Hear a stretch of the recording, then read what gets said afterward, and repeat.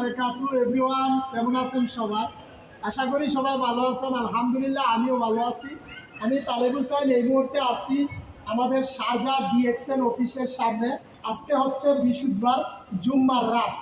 আগামীকাল আমরা আমাদের গরিবের হজের দিন। তো দেখেন, আগামীকাল আমাদের খুব চমৎকার একটা প্রোগ্রামের আয়োজন করা হয়েছে।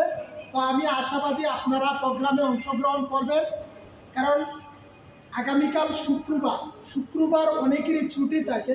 এই ছুটির দিনটাকে যদি আপনি কাজে লাগাতে চান, ইনশাল্লাহ চলে আসবেন।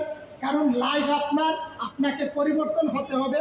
যদি আপনি পরিবর্তন না হন, তাহলে আজীবন কিন্তু আপনার যতদিন বেঁচে থাকবেন অন্যের গোলামি আপনাকে করে যেতে হবে।